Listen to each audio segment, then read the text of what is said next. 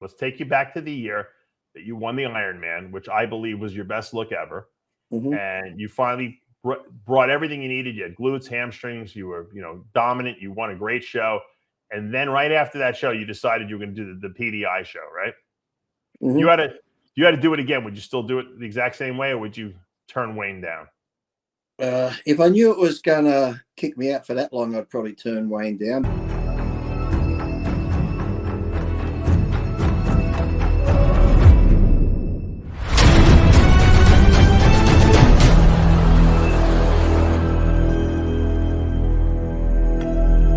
I created Species Nutrition with one mission in mind: to provide bodybuilders and serious athletes with no-nonsense supplements that work.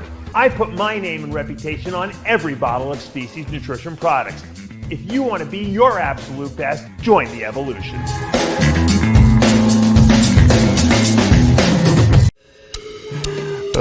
You're funny. Like I said, do you like my tail? Like I said.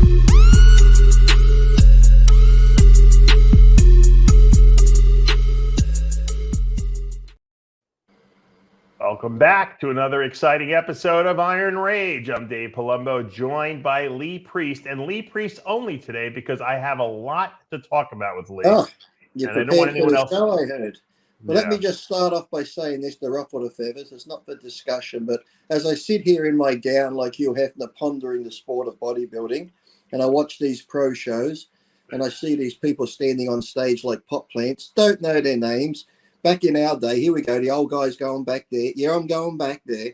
You knew everyone's name. Nearly every pro show was top quality guys, minus Mr. Olympia.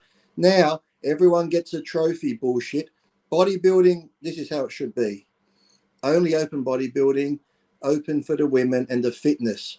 Physique, bikini, wellness, go to your male model girl pageants at Hawaiian Tropics because you're fucking useless. But Lee, if they don't have all these classes, where do they compete? Into amateurs. Stay into amateurs with your weight classes because you're not good enough to be a pro. That's why you're not making it anywhere as a pro, because even as a pro, you suck. You want pro for your Instagram profile and that? You suck. Just go back to being an amateur.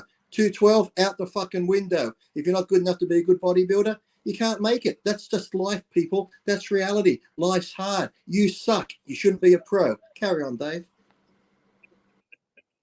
You're eliminating an awful lot of people from the pro ranks, with that statement. Well, they can stay amateur, and guess what? In the amateurs, they can do 4 or 5 divisions. So the NPC is going to get more money anyway. When they go to the pro, look at Clarita. He had to pick and choose. He couldn't do 2 in an amateur. He could have done 3 or 4 divisions if he wanted to. But everyone wants to say that they're a pro. Yeah, pro what? Golfer, gardener, cleaner. They don't look like bodybuilders or anything else. They look like shit. You know what, Lee, might be a better solution? You know how like in golf and in these other sports, like you mentioned, you don't really have to qualify to turn pro, right? You can just say, I'm going to be a pro, and you can, right? And then if you're good enough, you can compete as a pro, right? Yeah. Just go give it a go. Give it a go. If you suck, don't do it again. Right. Maybe that's how it should be. Maybe it should just be, you don't have to qualify, but if you think you're good enough to compete as a pro, you do a pro show, and if you get slaughtered, you just won't do it anymore, right? Look how many are getting slaughtered, and they keep going back and keep going back. It's costing them money. Listen, if it's costing you money, airfare, hotels, your drugs, going to the contest, you're not a pro. You just got a fucking expensive hobby. So, yeah. Speaking of not making money, I've been watching this this documentary on Netflix about the American Gladiators. Have you seen this?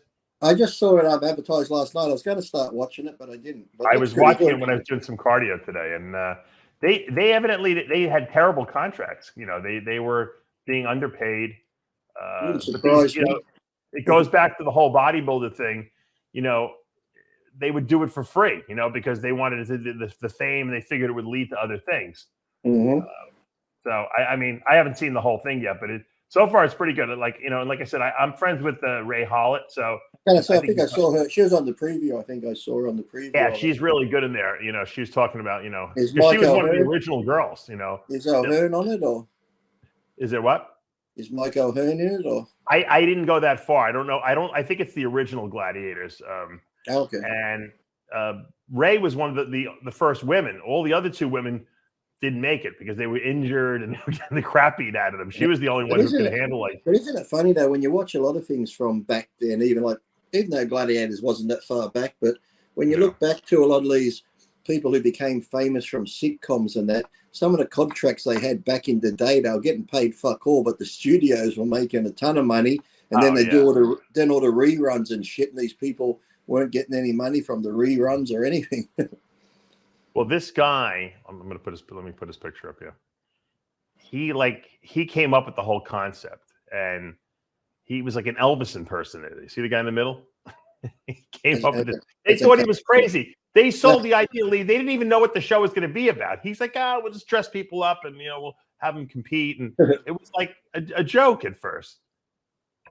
Well, aren't they now? I heard they're doing a reality show of the Squid Games meant to be coming on TV.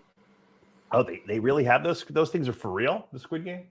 Well, they're going to make it. I'm sure they're not going to kill people like in the movie, but there's actually a Squid Game reality show coming soon, I saw.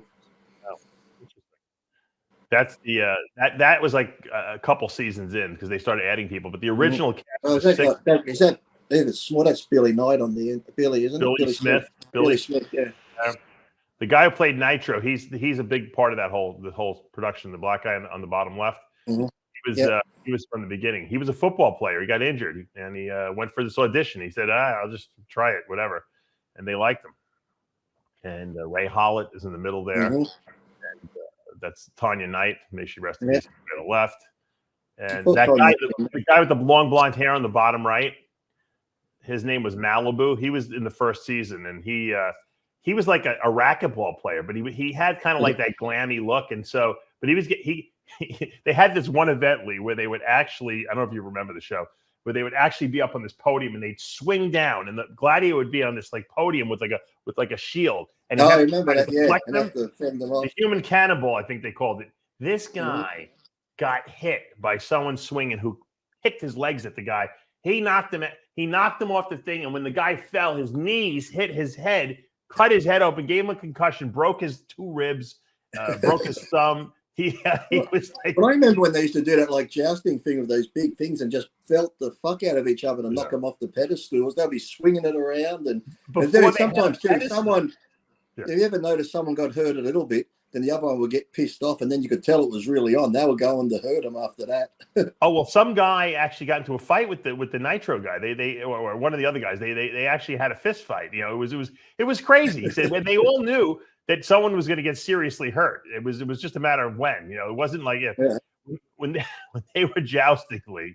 It was like when they had to even run. Remember, they used to have to run like and get past them. Some of them would just go shoulder barging them and hitting them. Oh yeah, these those there, they were whacking. Those I love it when they get whacked in the head really hard. The original pugilistic sticks that they were using they were on this long platform, and they would walk towards each other. And what would happen is the platform would just fall out sometimes, and they would just fall and hit their head on the side of the platform. It was the stupidest thing. Then they came up with the idea to have separate little podiums that they stood on. But he said the first season was a nightmare, and they were filming it.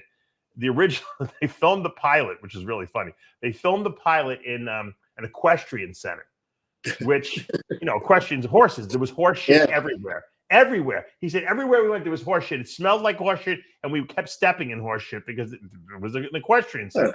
Might make it for a soft landing. So when they filmed the pilot, it was terrible, they said. But they got some really good editor, and they edited this like sizzle reel together, which was like 10 minutes of like of the whole, whatever they filmed. And it seemed pretty good. They put music to it, they put graphics in there, and they took the American Gladiator guys and the girls, and they went to this show where people sell, TV shows. And they had them parade around in their outfits and posing and flexing, and the crowd was going crazy for them. So they somehow sold the show. So once they sold the show, they're like, all right, great, we sold the show. But we don't even have a show because the show sucks. So they actually had to sit down and they had to hire people to actually figure out how to make a show. They were like taking football pads and baseball pads, and they were spray painting. They didn't even have uniforms. It was the craziest thing of all time. But anyway, if you guys want to check out a good, I remember it was pretty popular there for a long time. That show when it was on TV. Well, the one guy, they said, "Why'd you get into it?" He's like, "I wanted the chicks." He goes, "I was a celebrity." He goes, there were like orgies backstage and stuff like that. I haven't got to that part yet, but it's funny. I know I sent you that new Superman how they're trying to say he's a young Henry Cavill, but it's like I still don't know why they're going to start with the backstory again, Superman legacy. We know where he come from. We know what happened. Why have we got to start all over? Why are they doing that? Do you think? What's your theory on I don't know. He's probably going to come out non-binary, gender fluid. Who the fuck knows? Like, I think they're going to tell you, right. Lois Lane's going to be like a man, like to a woman conversion. He's going to be a woman to a man. These are the two actors they got. I don't know. You know what? I like Henry Cavill, or Cavill, however you pronounce it. Yeah. I like him. I think he's the best Superman they ever had. And believe me, I was a Christopher Reeve fan growing up. Oh, yeah. That was my childhood. But Cavill is like a real man's man. And when I look at him, I'm like, that's Superman. You know? Like I said, this guy looks like Henry Cavill's probably gay twin brother. But I'll give him... I'm going to give him the benefit of the doubt. I'm going to wait. No, but Lee, you know, when Henry Cavill took his shirt off, he had like a bodybuilder physique on there. It wasn't big, but he was ripped. He had abs, and I mean, the guy looks great. I mean, that's Superman. Superman, like Christopher Reeve had a good facial look and hair, but he was like a fatty. You know, he didn't really have a physique. Look at this guy in a suit. This guy in a suit. He looks like she looks like she's got wider shoulders than him. Yeah, he's not very wide, this guy. I posted on, if you go to my Instagram page, I just posted up the new Deadpool preview. It's pretty funny. Ryan Reynolds sitting there talking about, when I first started Deadpool, the studios didn't want to give us any money in that, so I made a little trailer, and then we got the budget. He goes, I don't remember much of the first movie. I was coked out of my head, but it seemed to go well. And he's like, now I'm making a new one. And Hugh Jackman walks past. He goes, Hugh, you want to play Wolverine again? He's like, yeah, Ryan, whatever. It's like,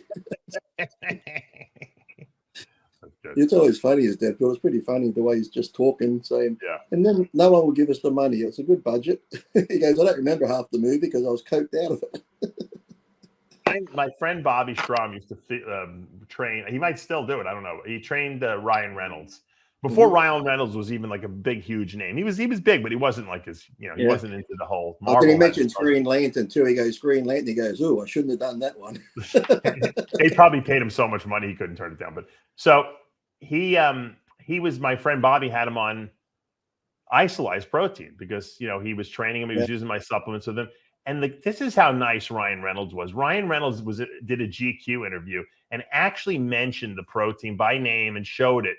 I mean that you could just tell he's a good guy because money is not the most important thing to him. Yes, he makes a ton of money. I mean, let's face it, he's a big star, but he was grateful enough to mention my friend's name as his trainer and show the protein. And so I was just, because a lot of people saw it and they texted me. I didn't even know it was. I don't read GQ, but he's just a good guy. So I like. It seems like that. You can always tell when you see interviews with people and that is where you can tell some people are fake. They put it on. He just seems like he's down to earth. He's just happy to be working and down to earth. Yeah, you can just tell he loves what he does. He has fun with it. He doesn't take it too serious. He's like, hey, I'm an actor. He's like, I'm not a fucking rocket science. I'm not here to fucking promote climate change and stop this and stop that. He goes, I go and act. I have fun, make money. I watched him on I think it was like one of the TV shows did an interview with him in his house, and he was cooking and just making stuff in his house with the big pizza oven thing outside. And then he's just like down to earth in his house, and he's just having fun. And he's a regular guy. See that,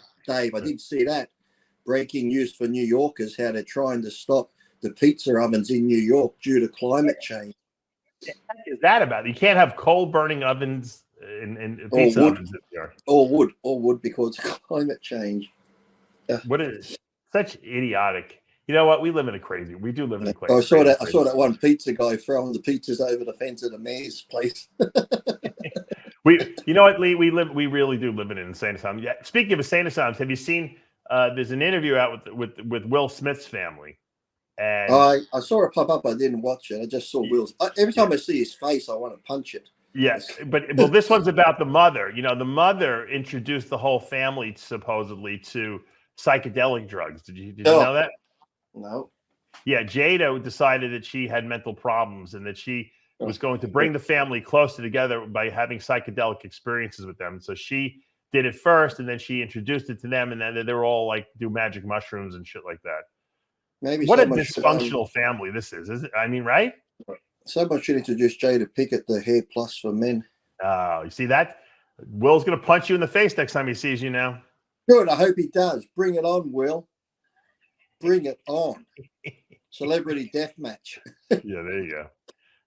I just don't. Remember had those celebrity death match, those little clay cartoon figurines. Oh, MTV. Yeah, that was the greatest series. They were politically incorrect too. I love that show. Yeah, that was funny. That's going back a few years. How'd that pop into my head? I don't know, but that's something that I happen to have loved watching, by the way. And I had a few people ask, I'll give them an update. My stepfather had his surgery yesterday for the tumor on his spine. They couldn't remove all of it due to the nature and where it was near the spinal cord, so they got much of it out. But I think they got I'm not sure, not doing chemo. They're going to do some sort of radiation first, but really it's not looking good when it's cancer in the spine, liver and lungs. But especially if they can't get all of it. If you can't get all of it, it's just going to keep spreading, isn't it? So, well, I think what they wanted to do is probably clear out the portion that was compressing, causing the pain in it, giving them pain, and then hopefully now if they do some radiation to shrink the rest of it, Yeah. The key is to try to kill the rest of it. But you you should have them look into this. Some like interesting anti-parasite drugs out there. Fenbendazole, I had mentioned on another show, has been shown to have tremendous promise. A lot of people cured stage 4 cancers with fenbendazole, and it's like it costs pennies. If you remember, can you text that name to me? I can't remember that. You know what? There's an actual. I'll go see him and say, here, if you take formaldehyde, it's really good for the cancer. Yeah, you'll kill him. You'll kill him. No, but there's a Facebook group where they actually tell you exactly what you have to do, and one of the fenbendazole is part of it, but they want you to also to follow a ketogenic diet and all the other health things that we kind of talk about, that I talk about a lot of on my shows. But it's like you want to really change the how the body's environment is. But this fenbendazole, because what happens is when your internal environment is off, we all have parasites in our body. It's just that's just the way it goes. But they can grow out of control when your immune system is not functioning well, and they think that's what happens when you have cancer. And so if you can lower the load of the parasites in there while also correcting the internal environment, lowering the carb intake, hyperoxygenating the body, doing some exercise. Luckily, he works out already. And isn't that why they say chemo is so bad? Because chemo also kills all your good cells as well as the bad cells, and it kills your immune system. Yeah, it's like you taking a grenade and throwing it in there, and hopefully you're only going to kill the bad guys.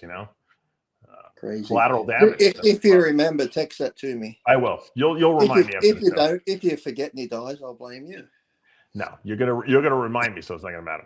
But all right, what else do I want to talk about? Oh, I know Jimmy the Bull does not believe that that there are any planets out there and that there's anything beyond the Earth, but we do. I saw Jimmy pop up on the Brady Bunch yesterday.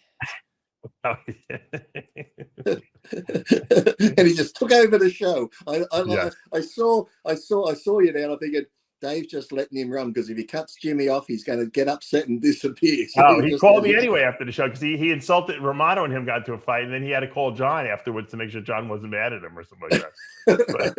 Because Jimmy went crazy on him. There was we have a rover supposedly on Mars. Yes, that's kind of like riding around over there, even though Jimmy doesn't believe that. And supposedly it found a donut on there. A donut. Like I bet the Simpsons. That's a Krispy Kreme glazed. I've seen many. It's a pretty big donut though. Actually, it looks like, remember the ship on Alien that was crashed on the planet? It looks like half of that ship. Well, they're saying that they think it's a meteorite that had crashed into the planet. But that's weird though. But meteorites normally make a big crater, not like a. I know. It's kind of weird. You know what that is? That is, we've just discovered Mars's asshole. There it is, right there. Mars has an anus. There it is. That's right. You're right. Supposedly people have seen on the planet from all these pictures that come back. Someone has noticed an ancient warrior statue, a dragon, a snake-like creature, and a secret doorway. Like pyramids on there. There's like pyramids in that sphinx, like a sphinx face on Mars as well. Yes, I'm saying that people have claimed that they see all these things on here, but I don't know. I reckon there's something that's going on Mars before. Yeah, if there is a Mars, if Jimmy's not right, Jimmy might be right. Who knows? Maybe they're Well, making a if not, James Cameron did a good job there of making a donut. Yeah, exactly. Now, also in the news, Roseanne Barr. Did you used to watch Roseanne, that show? Long time. You know who? Speaking of Roseanne Barr, I did see pop up just 2 days ago. Is it the guy that was on it with her? What's his name? John Goodman. He's lost a lot of weight. Have you seen him? He's toned down a lot. Really? Yeah. She got rough looking. She lost weight, but she got like very old looking. I remember she was on last time I saw an interview with her. She was on about how the industry turned against her and went against her because she wasn't politically correct or something. Or well, it's funny because Hollywood is run by Jewish people pretty much, and that's right. She was like said something, didn't she? And the interviewer asked her. He goes, "Well, you're Jewish, aren't you? Aren't you half Jewish?" She's like, "I'm full Jewish." So he's like, "Well, how come they don't like you then?" She's like, "Because I'm the wrong kind of Jew." She's like, "They don't like Jews. The Jews run the Hollywood." She's like, "They don't like Jews. They don't want Jews working for them." But I'm the Jew. I'm the Jew from Southside. No, but she was saying how she was trying to give she was how she's very sarcastic. She's a comedian. She was making this point that the news is the way it is, and you can't dispute anything anymore. Just like Biden won 36. Congressional districts, and he got 81 million votes. He goes, I mean, the most in the history of any president. More than Obama with the black. Yeah. She's like, that seems right. I mean, that's the truth. And the guy didn't understand where she was getting at. She was trying to be sarcastic and say it's impossible, but that's the story. If you say anything opposite, that they cancel your Twitter account, Instagram, And then she said, just like when someone like her who's a comedian and you're interviewing them, they're going to say outlandish stuff because they're a comedian. I don't know why people take it so serious. Like, oh my God, did you hear what she said? It's like, you can tell they're saying it in a joke. It's just like, it's like I always say when Jim Jeffries does that joke about the rape and that, when he's with the girl, because when you're with a girl, you're young and you got your hand in her pants and she's like, stop it. No, don't do that. And you try to get a little bit further in her pants. She's like, oh, come on, stop it. And she's giggling and she's saying, stop it. No, oh, no. But then, as he says, when that's read back in court and the lawyer goes, Your Honor, she said, stop it. No, stop it. It's like, it's totally different. The context is completely different. Yeah, it's changed. Yeah. And that's what people do. These comedians say something in a funny way, but then when people report on it, they just take it like the context is totally changed. Yeah. Well, they're calling her a racist, or they're calling her, like an anti-Semite because she was, as she's going on and doing this whole thing. The election wasn't, was legitimate, and she's like being sarcastic. And then she's like, just like, we know no Jews were killed in the Holocaust, right? I mean, that's pretty standard. Just ask Whoopi. Yeah. No Jewish people were killed during the Holocaust. She's like, come on, we all know that. And so people literally, because they don't read anything and they don't watch interviews and they just read headlines. So they said Roseanne Barr's as an anti-Semite because she doesn't believe that the Jews were killed during the Nazi Germany. Meanwhile, she's Jewish. Of course she knows that they were killed. She's being sarcastic and they take her out of context because they want to make her seem like she's insane. Well, since Biden's been in and all this woke stuff's happened, I've never seen so many black white supremacists in America. It's like, could you imagine like the actual KKK? They're still in here around. I haven't seen them forever. We never see these white supremacist groups that they speak of that are everywhere. But could you actually imagine them when they're saying that, all these black people are white supremacists and Uncle Tom's are like, he's not in our club. How do we know? It'd be like that movie. What was it? The Black Klansman, the true story of that black guy that joined the Klan and went undercover. Look at the headline: Roseanne Barr shocks with comments about Holocaust and killing Jews. I mean, because I don't have time to do anything, but I said I gotta watch. I kind of like her. She's kind of funny. I'm like, I can't, and I knew she was Jewish. I'm like, I can't see her making a bad comment. So I watched the whole thing. They had the uncut clip on TMZ, and I'm like, holy mackerel, people are so stupid. Well, back in the day, how many times did Howard Stern used to make jokes about being Jewish and Jewish? Oh my God, of course. But he was, all the time about the ovens and all that stuff. Yeah.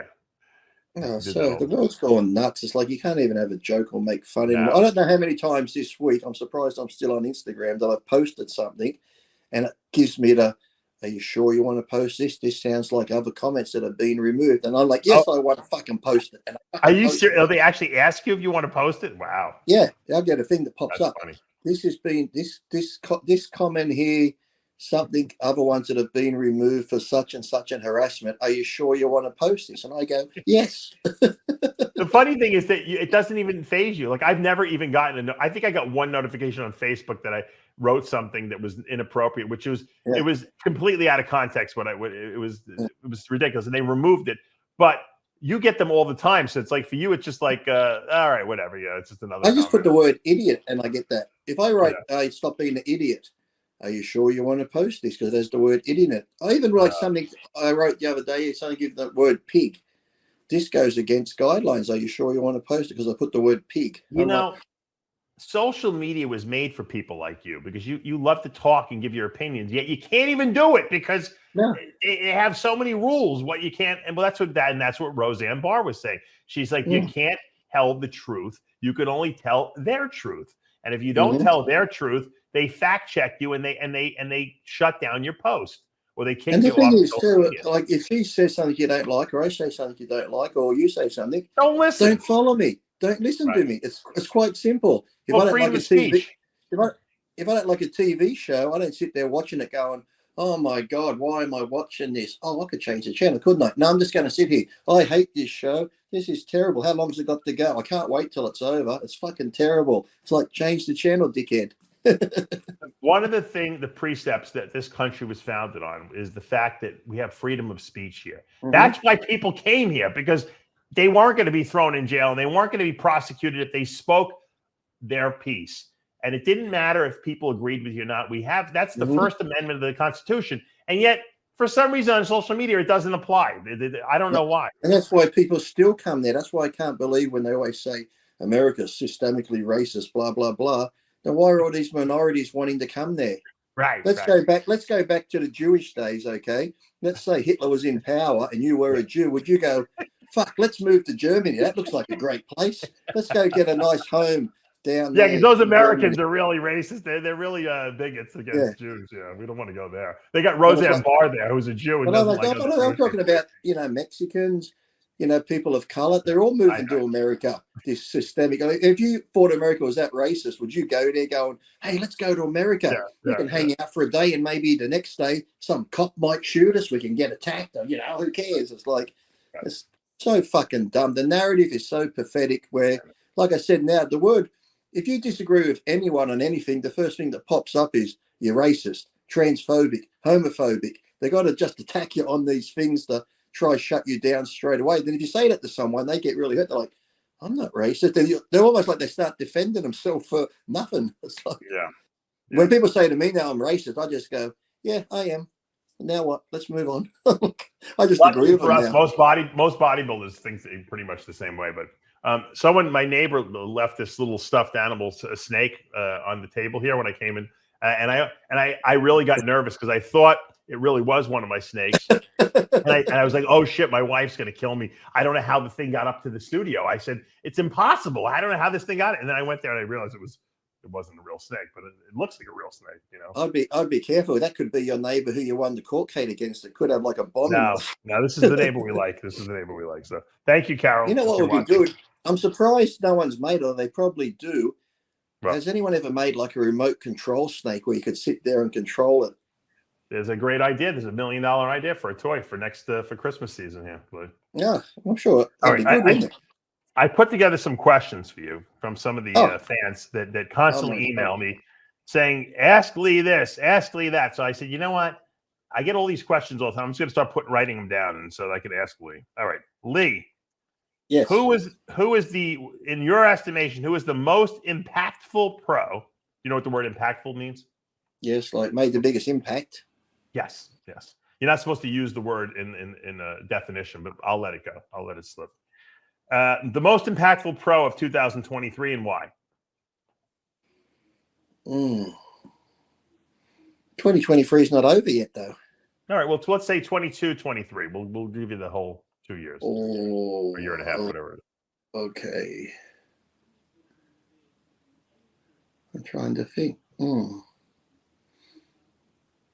I don't know. Nick Walker's got a big following. He's been pretty impactful with like the younger people and that, and how he is. He's sort of down to earth, and people like him. He's not, he's sort of a likable character and being young and that. But trying to think.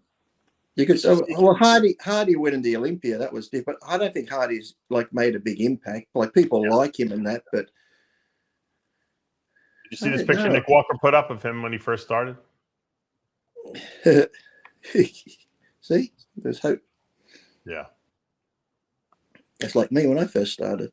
I'm trying to think. I don't really think there's been like one in, because there's so many like good ones, but here we go back to the old days when, Kevin or Ronnie or someone where it was like, boom, it was like Flex Wheeler. It was like something that really, I don't think no one's really like impacted like that. Even if you go back earlier, you had the bodybuilders like Arnold or Tom Platz for something they were. But I think I'd probably say maybe Nick, because he is freaky and people like him. He's a likable guy being young and that. So maybe he's made a good impact on, it'd be like almost in the classic, Bumstead's made a big impact and that sort of thing. But I think in bodybuilding, probably Nick Walker, because he's got a good following and being young and that. And like I said, he's not stuck up. He's got his head screwed on right. I'll take that. All right. Second question. If you, Lee, personally, could pick the Mr. Olympia, who would it be and why? Like if you had to pick your ideal physique of the guys out there, you can't, grab people from 20 years ago. Gee, I was going to grab Paul Dillett for a minute. Yeah. Who would you pick? Right now? Yeah. Who do you like? Sampson. Well, that's good. I think he's got a nice combination of size and shape, and he's getting that freaky look, and he has a nice balance overall. So I'll go Sampson. Data. That's a good selection on your part. Thank you. All right. Let's see. This is a good shot. Hold on. I want to put this shot up. I like that shot. Yeah. I like bodybuilders that occupy a lot of space. Like, like he's so wide, and that silhouette is so great.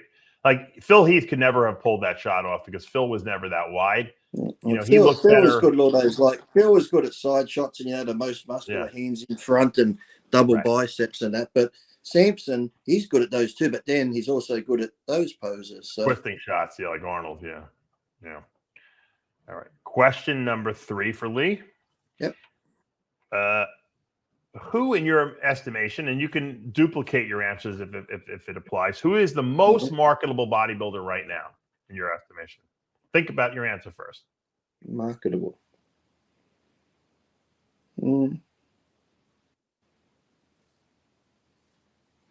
bodybuilding, I'd probably have to go around Nick Walker because anyone in the sport. You can even pick a woman if you wanted to, but not that you would. But well, in the sport, you'd probably go, because of the following, Chris Bumstead, wouldn't you? Because he's got such a huge following and he's marketable, both the bodybuilders and the guys who don't want to get that big because they can't, because they suck. So what I'm saying is probably Bumstead's marketable. But then if he just went bodybuilding, probably Nick, because he's young and he's marketable, good looking and stuff like that. So I think you can go with the Bumstead angle, because we don't have to. I mean, he is a bodybuilder. I mean, after all, he's not letting his physique guy. It's pretty impressive, his following he's got. The guy is ridiculous. Which takes me to my next question, which is going to be: I still want some internet expert to run a count on his and see how many of those are real followers. 17.8 million followers. That's crazy. I don't believe it. Yeah, I don't, because Lee's like, he can't have that many more than me. No, he can have more. He can have way more than me. But I'm just thinking, we're talking even movie stars like The Rock. He's got more than them. So I'm just calling it bullshit. I know. Yeah, it seems like there's an awful lot. All right. Yeah. Sticking with the Bumstead topic, Arnold versus at his best, I guess, which would be 74 probably, right? Yeah. Versus Bumstead, who wins? Arnold. Okay, why? You have to explain why. Like Chris is good, but Arnold, I don't know. It just seemed to flow better, and like Chris has got great chest, but nothing. Get Arnold's chest, and yeah, okay, Arnold didn't have the best legs, but they worked for him. And in '74, he looked great. The arms, his twisting shots. So it'd be close, but I'd give it to Arnold still. Yeah, Arnold's got. You know what? Arms are a big deal. That's the only thing Chris is missing. He's got good triceps. His biceps are not bad, but they're like very flat. And I think we love biceps. Let's face it. I mean, how many times did people try to measure your arms in your career, Lee? Yeah. I still remember when Steve Neese would always try to get you in the gym. Remember Steve Neese would come in with his little lunchbox. Yep. He would always put me on the scale. He'd always ask people, what do you weigh? If you gave him a number, let's go to the scale. Or how big are your arms? And one time I said 21, and he pulls out his finger. Let's measure. I went, okay, measured him. 21. He took a photo for Muscle Mag. But I used to see so many people say it that he gets them out. No, I don't want to measure him. I haven't eaten yet. I'm carb depleted. Like every excuse in the sun come out. He got me in the parking lot once at Gold's. I was visiting, and he's like, "What do you? What do you weigh?" I said, "I'm 219, 319." He's like, "Let's get on that. You want to get on the scale?" I said, "I'll get on the scale." And I stepped on the scale, and I was 319 on right on the dot. And he's like, "Well, finally, someone who doesn't lie to me. We got to take some pictures." Who do you think could see the craters on the moon easier with their glasses, him or Ron Aberdeen? Yeah, they both have some serious Where was I? Must have been the Olympia last year. I actually ran into Ron. I hadn't seen Rod for fucking over 10, 12 years. Yeah, he looks exactly the same. It does. Yeah, exactly. I talk to him every once in a while. He'll text me. Is Get Big still going? Is getbig.com, the board, still going? Hey, I'm sure it's still going. I don't know if anyone posts on there. Do you? It's probably the same people still, is it? What's his name's probably still on there. Vince Goodrum, he's probably still on there. Yeah. What a cesspool of stuff that went on. And people fucking got upset about the whole thing, Oh, my God. Remember they started the Deadpool back when I was even early 20s. I was like, what did they call me? Almost like something Dundee. And I was like on top of the Deadpool because I was going to die because how heavy I got in the off season and blah blah. I didn't know you made the Deadpool. I didn't know. I was on it every year for getting heavy and wondering when I was going to die. But sadly, half the people that said I was going to die, they've died. Yeah. Luckily for you, I guess. Yeah. I went and got my MRI on my shoulder the other day, so I'm waiting to get the report. What's wrong with the good shoulder now? And it's just the bad shoulder. That's the good shoulder. I thought the left side is the bad one. The bad one. We'll put it this way: the bad one's actually good. The good one, that's the one with the dogs. You remember when it like that? Still hasn't come right. Then he did the PRP in it, but then I'm like, it's not getting any better. And during the night, if I'm laying in bed, just pulling the bed sheet up, I'm like, oh fucking hell, the bed sheet I can't even pull up. I'm like, oh. You probably have a small tear in the rotator cuff. That's what he's thinking, or maybe is it the bursa thing in there? But then I had the CT on my abdomen, pelvic, and that, and I called up the doctor. Actually, I should get my report today on the 29th. When I get it, I'll send you the report. Send it over, yeah. When I spoke to the receptionist, she goes, "Hold on a minute," and then she came back and said, "Oh, the doctor said no action needed." So I guess that's good. Well, here's along the same lines as that. I saw the other day. I was like feeling pain in my ribs again, and which is lung pain usually when you're breathing. Like, I don't believe it. I'm getting pneumonia again. But I said, I don't have a fever. I don't feel sick. I'm not even coughing. But I said I have the same pain, and it was driving me crazy. So I call and make an appointment with the dumb primary care guy I got. He's a nice guy and he's pretty smart, but it's an assembly line there. They want you in and out fast as possible. They don't even examine you. So but I knew I had to go in there to get the chest X-ray because I needed a chest X-ray. So I figured he'll give me anything I want. I just got to go in there. So I make the appointment. I go in there. He's like, you don't really have any symptoms of pneumonia. He said, but you know what? You had it a couple weeks ago. Let's check you. Go over to the building 4. I'll put a stat in on this. They'll give you the results in an hour. I'll call you. I said, great. Because I'm thinking I'm going to the emergency room. I'm like you and Jimmy. I'm ready to go to the emergency room because I got pneumonia, right? I got to get on antibiotics. I got to get on IV antibiotics. That's what I'm thinking. So I go home. an hour passes, 2 hours pass. Now the place is closed, so I can't even get. I'm like, those motherfuckers didn't even call me. And because I went to the place where I go to the primary care physician, it's not part of the My Chart thing, so I can't even look up the results myself. So now I got to wait till the next morning, which I think I'm like, my wife's like, just go to the hospital. I'm like, I'm not going to the hospital in the middle of the emergency room in the middle of the night. I said, I'm going to be there I'm going to get a terrible night's sleep. So I just went to sleep, and I woke up in the morning. They called me. They're like, oh yeah, Dave Palumbo. Yes, we got the results of your chest X-ray. Oh yeah, I said, you're only about 12 hours too late. What do you mean? I said, well, it's supposed to be a stat. I said, what took so long? Oh, well, you're clear. Don't worry about it. You don't have pneumonia. So, well, I always think the worst too. When I don't get a call back, my mum goes, "That's good." I said, "Well, maybe, mum." No. They're saying, you know what? Let's just give him an extra day of happiness before we call him and give him the bad news. That's right. Exactly. That's how I was thinking. But I did send you my blood things the other day. My cholesterol and all that was good and all that. Remember? Yeah, you're fine. You're Lee is surprisingly very healthy. You know, considering all the food I eat. Well, considering what you've done to your body over the years, you're in very good health. You know, but that's because you didn't really ever use a lot of drugs. You know. Well, I did have Kentucky last night for dinner again. Oh, you did? Okay. Come on, cat. Yeah. Did I send you over the images from my CT scan of the pelvic and the abdomen? Yeah, but I can't. I don't know. I'm terrible. You just look at it and you see things moving like it's opening up. You see your rib cage. Well, what they're doing is they're taking your body and they're slicing it like down the middle. So what you're looking at, it's like you're looking at your head this way, and you have to be able to understand where the holes are. Now, when I was in medical school, I hated reading CT scans, and I actually figured it out at some point what this is and what that hole is and where this is and what. But if you don't do it every single day, you will forget. It's not like taking when you look at the lungs, you see the lungs opening up. Then there's all these little white things floating around there. Like, what's that, cancer? Yeah. You have to really be good at this. But you know what? These people that read these things every day, for them, it's like looking at a picture in a magazine for them. They're like, oh, that's just that. Don't worry about that. They know. I said they must see that minute when they see something that's not meant to be there, they pick it out straight away. So. Whenever I go for one of these tests, and the technician says, yeah, they'll contact you. I know there's something wrong. Like when I had my thyroid scan, I'm like, how does it look? Oh, they'll be in contact with you. I said, oh, that's it. I'm that's like my stepdad. I said, my stepdad when he had his X-ray that day, you got a black mass on your lung. Yeah. Go for a CT scan, blood test, and you need to come in tomorrow, first thing in the morning. It's like, that's not a good deal. When they tell you that, that's not good. Yeah. I was surprised I got in so early because normally here you got to wait so long. But both days when they gave me the referral, I called up at like 10. Well, we can get you in at 12:30. Is that okay? I'm like, sure, I'll be straight over. That's you're lucky. All right, last question for Lee Priest here on this Iron Rage. Hey, hello, Kylo. Kylo wants to say hello. Hello. Where's how come I never see your dogs? What are they, outside? Yeah, they're down the back. Oh.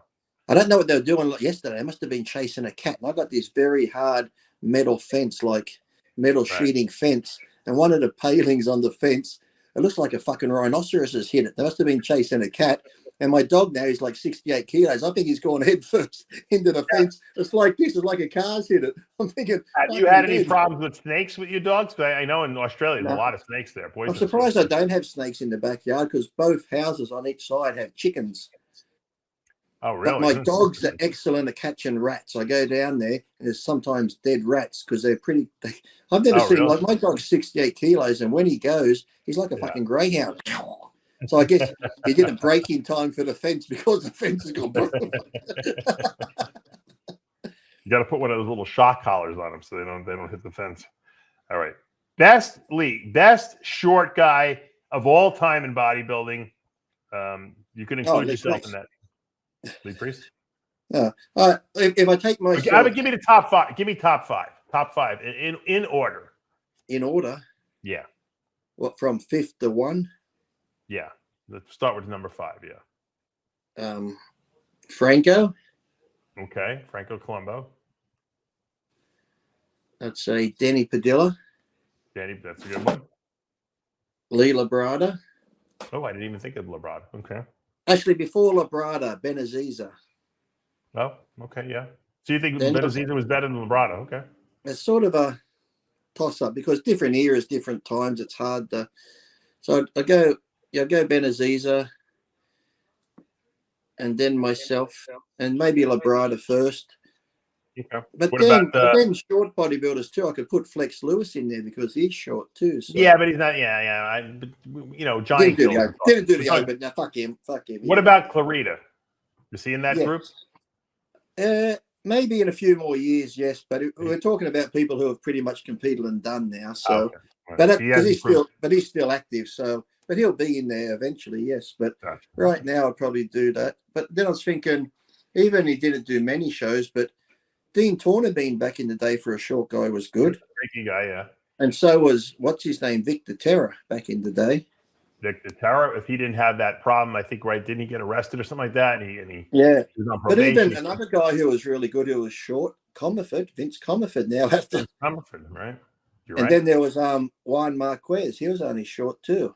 Yeah, he was good too, but I don't. Yeah, we're going to have to make a top 10. Right? We're going to have to make a top 10. We can't do 5. Yeah. But as far as things go, I think Labrada, because he got a couple of runner-ups in the Olympia, being shorter stature and only like 180 pounds or so, 186.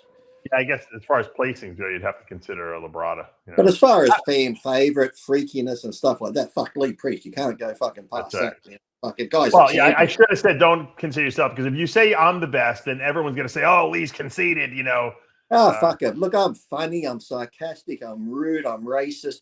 Fuck. I'm like a multi-trifecta, quadruple, whatever it's going to be here. I am like the fucking gangbang of bodybuilding. I'm like the Bukaki of fucking short bodybuilders. Here's Victor Terra for those people who don't know Victor. Yeah, he was a freak. He was good. He was really a picture he had on a magazine once where he was standing there with the American flag. Oh, yeah, that was a Bob Grushkin picture. Was it? That was a good one. Yeah, because Bob would, that was one of Bob's guys, and Bob, I guess they were going to try to put him into the IFBB, and then he got arrested for I don't even know what was going on, but even if you go back a bit, Ed Corney wasn't that tall, really, when you think about it. Yeah, but I don't think Ed had I wouldn't say he's one of the best short guys. He might have been a good short guy, but look at that Victor shot right there. That's crazy.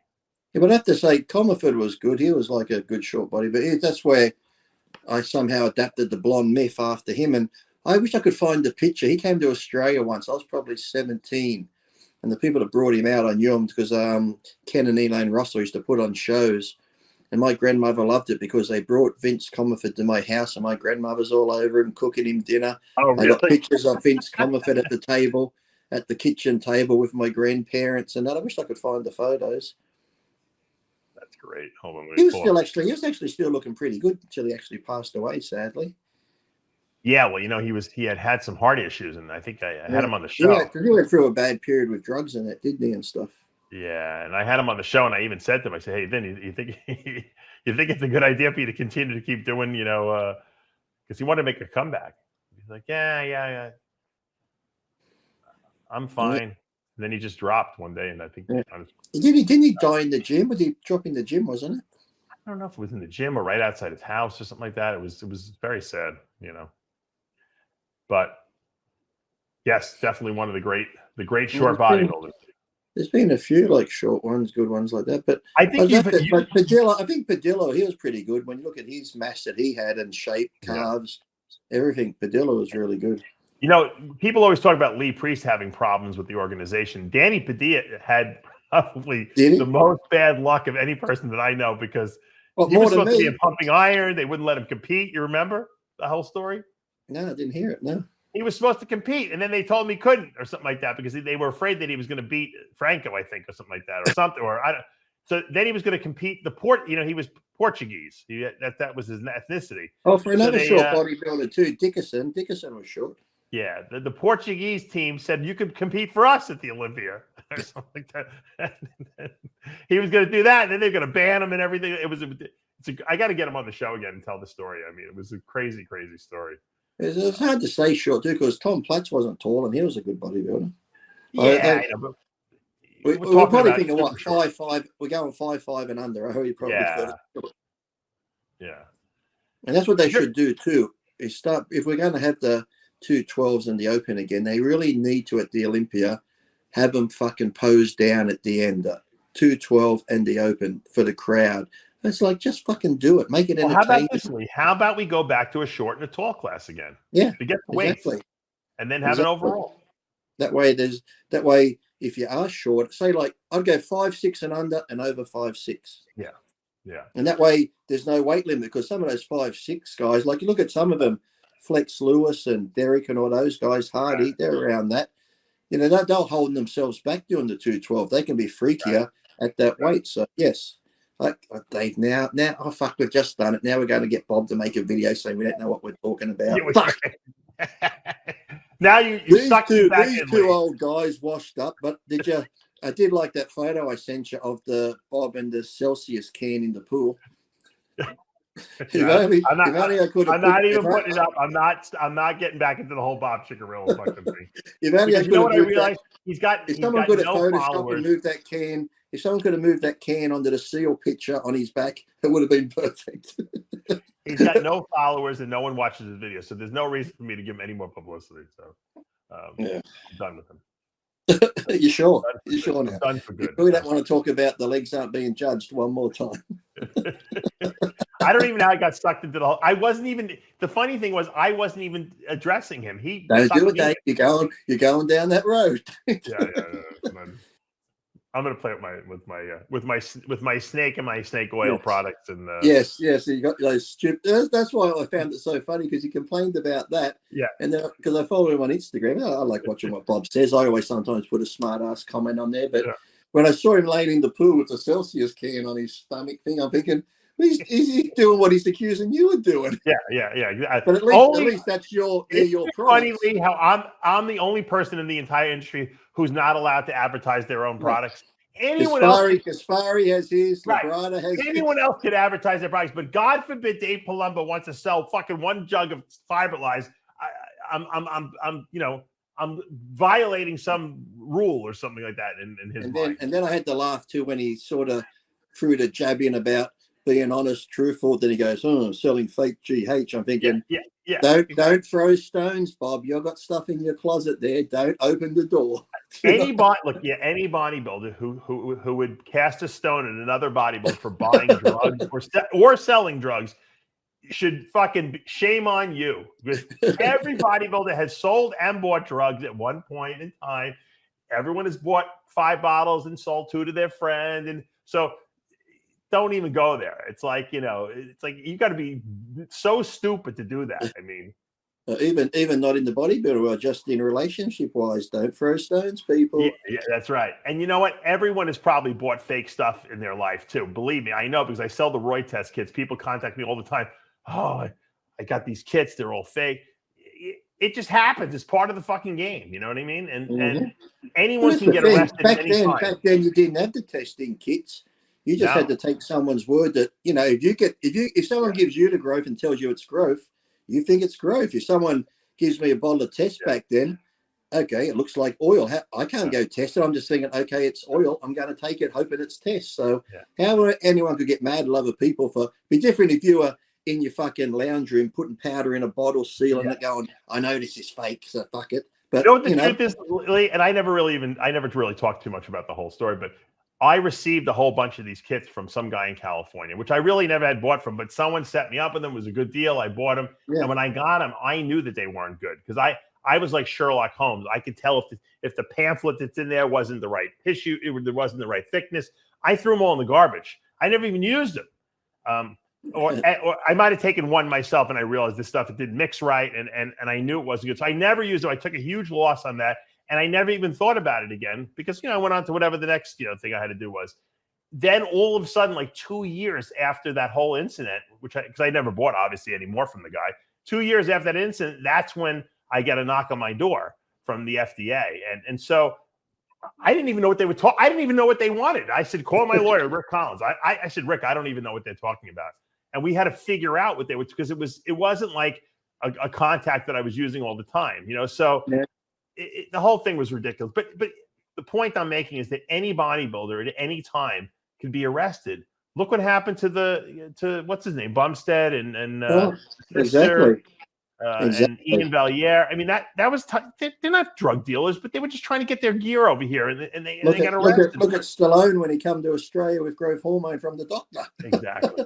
Yeah. They had him on the news in Australia. Sylvester Stallone trafficking drugs, steroids into the country. It's like he had a script. Yeah, right. I say right. Why would he bring 20 boxes if he didn't think it was legal? If he, he's not going to smuggle 20 boxes with him, Yeah, and how many times have bodybuilders probably traveled overseas and you go places? But luckily, if you go overseas, some promoter will turn up and what do you need? Here's a heap of gear and stuff. But it's so funny. It's like, yes, we're all angels in bodybuilding. Look at me. I'm like, this is Mr. Wigglesworth. Look at him, Mr. Wigglesworth. My cat got a little. I don't know if he got bit by something or if he got a scratch on right to the side of his whiskers, and it's like getting all crusty on there. I don't even know what the point. Sometimes the cats do it themselves. Sometimes they get it too hard. I've been trying to put peroxide on it, and it's just looking. I use that when our dog had a thing. The vet said the best stuff was just that betadine. Betadine. Oh, really? All right. The problem is my cat's like pure white, so you put betadine on it, it's going to turn red or orange the whole cat. But you look like you can talk. If it turns red, just call your cat Trump. That's right. It goes orange. Trump. That's right. Trump. And let's not even get into that whole Biden affair going on right now with the whistleblowers and the fucking tax evasion and I think people are sick of it. They don't even want to hear us talk about it anymore. It's the whole thing. I'm sick of hearing it on the news now. It's just a joke. What did you think of Robert F. Kennedy Jr.? His little Gold's Gym. He looked good. He's almost 70. He looked good. Yeah. I want to get him on the show. I'd love to interview him. Just to talk about I got to watch that thing. I got to watch that thing on that documentary about him. Oh, Bobby Kennedy. You got to watch Fred's father. Yeah. That is definitely worth watching. That is phenomenal. So. I was watching an interview with him the other day again where he talked about his father and then his uncle and the assassinations and the CIA and how he wants sort of files opened up and released. But like I said, they open the files up. There'll be 1,000 words on the page and only 2 are illiterate. They black everything else out. So it's like, well, I think Trump said Trump was on the Roger Stone has a new radio show, and then Roger was on our show, and he said that Trump said that if he gets reelected, he's going to open up all the Kennedy files will be released to the public. He said, I'm sick of it. He goes, there's no more.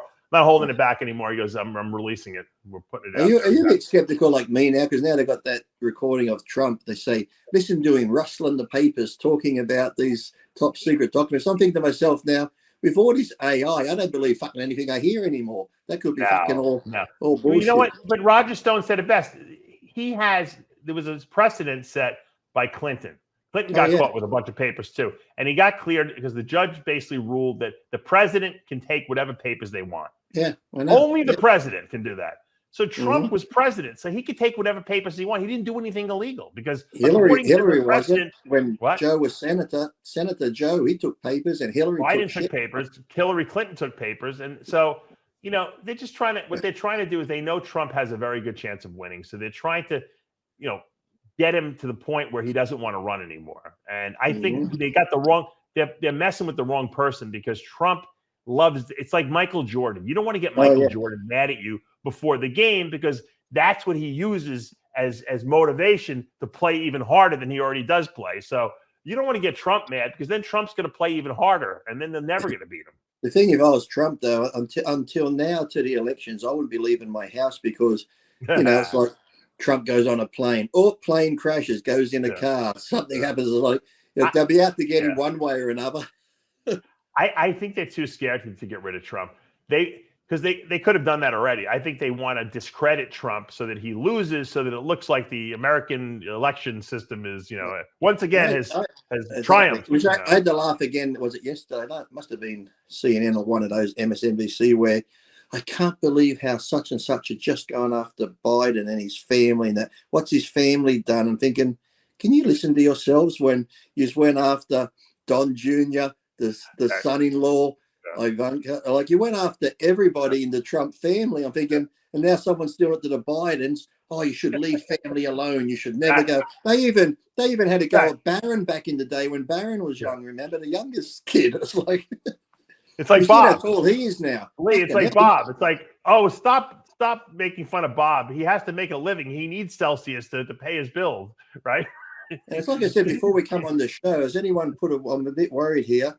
Shawn Ray's been MIA lately. I haven't even seen podcasts or anything. What's going on?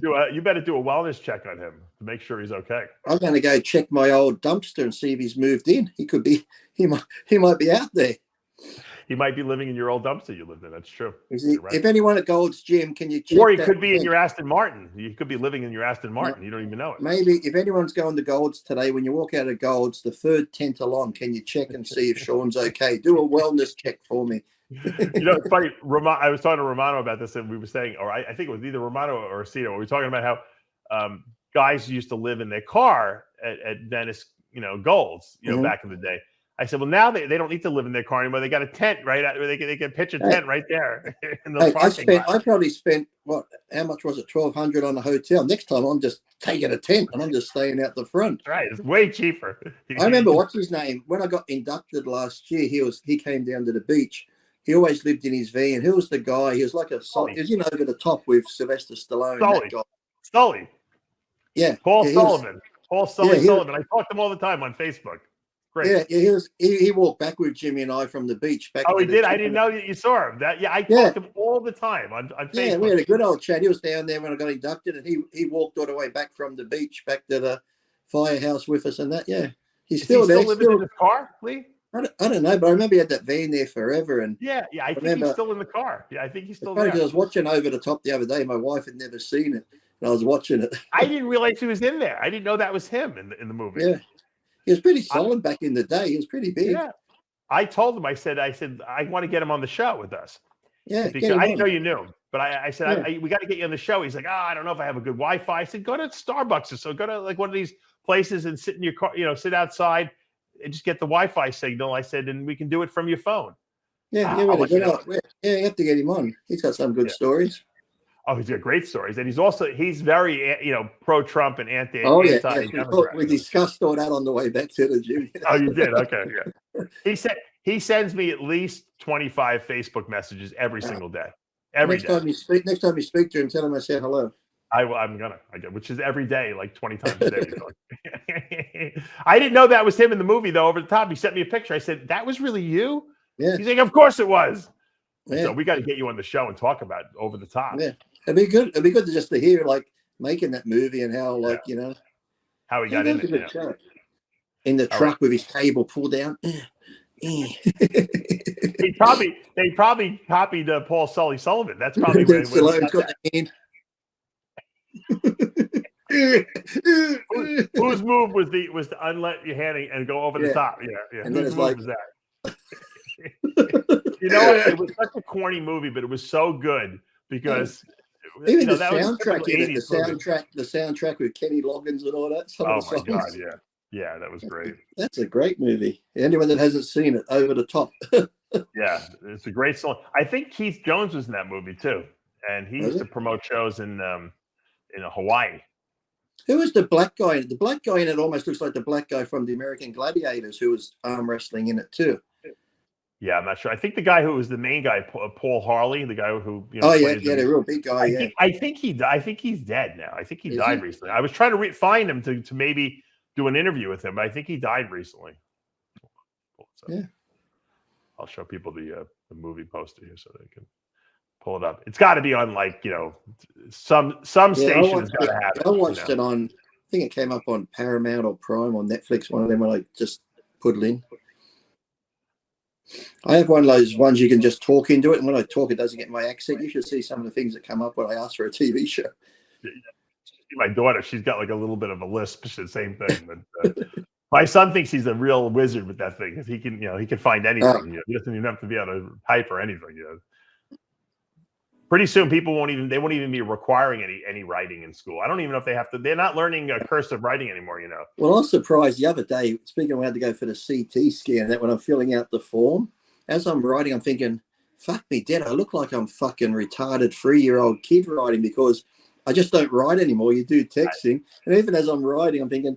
This looks like fucking, they write their name on Jeopardy and it looks like shit. That's how my, and even as I give it to the guy's looking at it, he's like, is that a G? Is that Margaret Street? I'm like, yeah. I said, sorry about that. Because I'm thinking, I can understand. But when I give it to him, he's like, what the fuck No is one, I mean, Lee, in 20 years, no one will be writing anymore. Just you'll be speaking everything. It won't even be, you won't even be typing. You'll just be speaking it all. What is it? I was I saw a shocked. thing the other day about Elon Musk. They're talking still on about that thing where you put the chip in your fucking head and you can fucking. Oh, that's true. Yeah. Yeah. I'm ready to get chipped already at this point. I don't want to know anything. What do you think about this fight he's having with Mark Zuckerberg there? Is that really going to happen?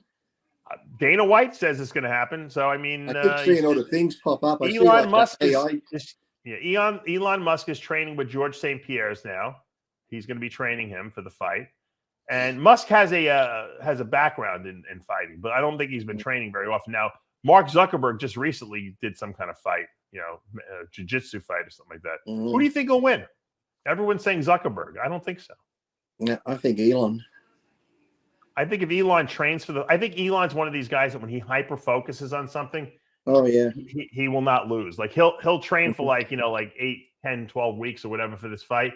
And he'll go even though they're both smart, when you look at Elon, he just seems to be more calculating, very, whereas Zuckerberg, I'm sure he's smart and everything else, but Elon just seems like more a strategic guy. He would be like, I think he'd come out on top. I think Zuckerberg is more like a programmed robot. Like, if you go conventionally, I think Zuckerberg wins. But I think Elon is a very creative thinker, and I think Elon can probably out-strategize Zuckerberg to the point where that's what I mean. If Elon just watched one of Zuckerberg's fighting tapes, he'd be like, "Okay, right. I know." Yeah, it's like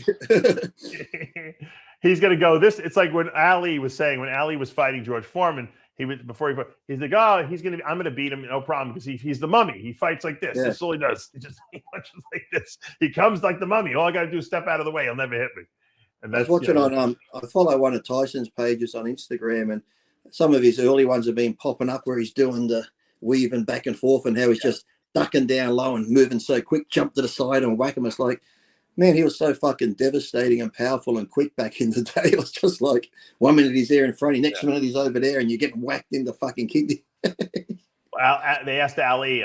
He was kind of just getting his. He was still speaking, but he had pretty bad Parkinson's. They said, Ali, Muhammad, if you had to fight Tyson, who wins? He's like, duck and weave. They said, what do you mean? He goes, or duck and stick or something like that. He said, duck and weave. He goes, 10 rounds. Then I knock him out. Tire him out, knock him out. And it's exactly what he would have done, probably. It's hard to say, but Mike Tyson with that peekaboo style was pretty devastating coming at you because you get down so low too. It was down pretty low. And then it was Ali was great at taking a punch. That was. I mean, Foreman, Frazier. Think about all the guys that Ken Norton broke his jaw. He took it. That's probably why he got Parkinson's. The guy just took brutal punishment in the ring. And you couldn't knock the guy out. Isn't it funny how they go on about here in Australia into the concussions now with rugby and that, but yet boxing, they still fucking belt each other in the fucking head.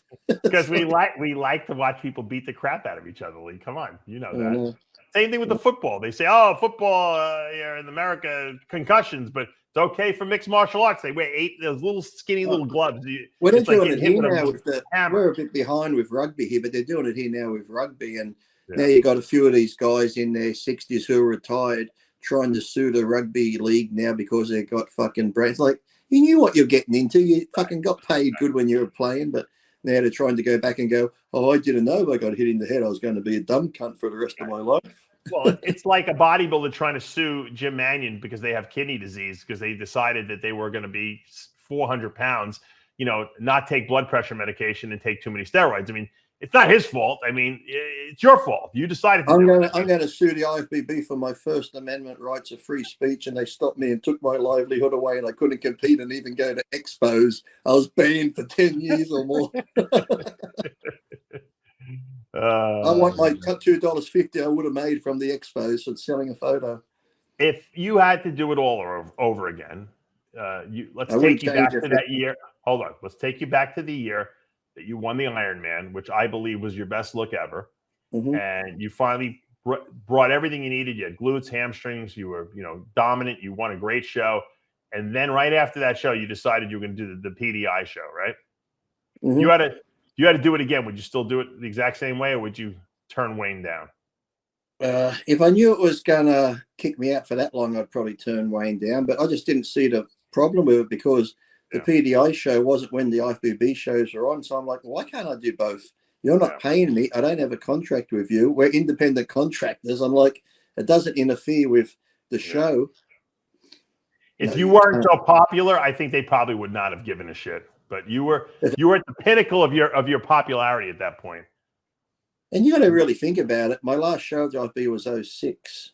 And when I do podcasts today and that, I'm still more popular than guys competing today. So as much as I got in trouble, I must have done something right with the fans that they still like listening to me talk shit.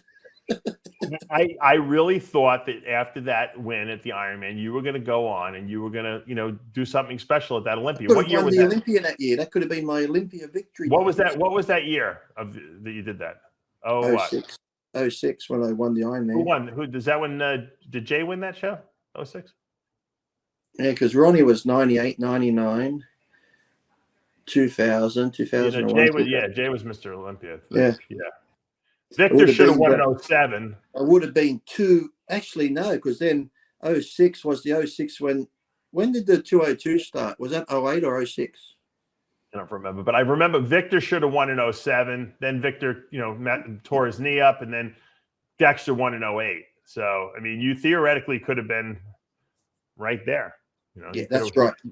Flex Lewis wouldn't have had his 7 if I had started in the 202. I would have been. You never would have done 202, 212. You would have never done it. You would have continued doing the open because I might have done it once. I might have done it once just to get a title once and then move on. Well, back then I think they allowed you to do both, right? So maybe you would have done it. Yeah, at that point, I think they allowed you. I think because what's his name looked good in the very first one. I thought he was going to win.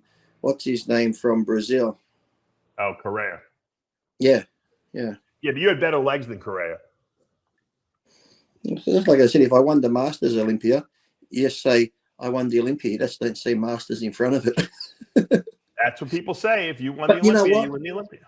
All the greats, remember, if you go back through history, Arnold and all them, they all won a universe. Ronnie and Jay and them have never won the NABBA Mr. Universe, which is the pinnacle and history of the sport. Look at this. You did win the NABBA Universe. You did. Where is it? I'll end the show, as Arnold said to Louis. The NABBA Hall of Fame. Who's in it? Look. Hold on, Leslie. Arnold said to Louis before the Olympia, right, that he beat him. He's like, Louis, don't let her. You could tell your parents I won. At least I won the universe, Lee, you can tell your family at least you won the universe, And I'm in the Hall of Fame NABBA. I got a plaque at Venice Beach. Does Ronnie Coleman or Jay Cutler in the Venice Beach Hall of Fame? No. And you beat out Shawn Ray for that plaque too, which is even better, right? That's even more gratifying. He's already somewhere we don't know. Now he's like, I'm really worried because Shawn is quiet. I haven't seen anything online. Where is Shawn Ray? I don't know. That's a good question. You should reach out. Is he dead or? I don't think so. But maybe he probably has a gag order on him. Probably, if he wants to continue working with the Olympia people, maybe he has to keep his mouth shut. If anyone's in San Diego or San Valente or wherever he lives and they see Shawn working on aisle 5 in Walmart, just tell him we said hello. Remember the rumor that Nasser was working at Men's World because someone saw a picture of a guy who looked like Nasser. It was never the truth, but it was a funny story. If it would have been true, it was funny. I had to laugh because the podcast I did with Milos yesterday, and that Milos had posted that interview again with Nasser being interviewed by that woman, and he's just tearing shreds off. But it's great that they captured at least something like that about Nasser because Nasser was like that with everyone. It wasn't just it wasn't just that one interview. It was just that was the only one they actually caught on tape. I told you the time when we were backstage at the 98. It's just me and him in the room. Yeah. First, I was going with Flex and them. He goes, "No, Lee, come here." He goes, "Them black guys don't like you, Lee. Come with me." I'm like, well, "Why don't they like me? Just come with me." So I go. No, they meant that he meant to say they don't like me, meaning Nasser. That's it. He just wanted someone to hang out with for the day. Yeah, exactly. Yeah. So we go, and the woman comes in. We're pumping up, and then she just starts. It didn't last 3 minutes. And he's like telling her, get out of here with your stupid questions. That's stupid, asking me how much do I eat. Of course I eat. What, you don't think I eat? And, oh, how much do I lift? Your questions are stupid. Get out of here. And then he just turns to me, he goes, can you believe this, Lee? Why did I ask such stupid questions? Lee, I do not understand why they send these moronic women to my dressing room when they do not even have a high school diploma, and they're asking me questions. And the thing is, you say that like that. You say that like that. He'd say that to him too. Do you have a high? You're like he didn't care. Yeah. He just like, have you gone to the school for the mentally challenged? Because I don't understand why you're asking me these questions that do not make any sense. That's how he would talk to him. Does it look like I eat food? I am 300 pounds and I am a huge bodybuilder. Of course I eat. You know. He was classic when it comes to interviews. There should be more of them. There must be some laying around out there still we haven't seen. If there was cell phones back then when NASA competed, there would be some gems that we would have people, filming them about. It would be priceless to play those things now. But if anyone has any more questions for Lee Priest, feel free to send them to me, and I will read them. Kylo's here. Kylo will answer questions. Hello. All right, guys, we're out of time. I got to go. Maybe Jedi can have a play day. Actually, no, probably not, because with the laws in Australia, it would be almost virtually impossible for my cat and your cat ever to see each other. Your cat would be in quarantine for 6 months. He'd be dead by the time I got him out. Because I wanted to bring a dog home from America, and it was going to be in quarantine for 6 months with airfare and quarantine. It was going to cost like $9,000. Oh my god! And the bad thing is, because you like snakes. I think I did tell you how my mother's friend from England came over, brought their Labrador. The Labrador was in quarantine for 6 months. They get it out to the farm in 2 days. A brown snake bites it and kills it. What a terrible story! I know. It's fucking terrible, huh? It's like all that time in quarantine and a snake gets. I'm sure the dog from England's never seen a snake before, so it's like, ooh, what's that? No. And I was trying to end the note on such a positive note, but we're gonna have to end the show on the dead dog, unfortunately.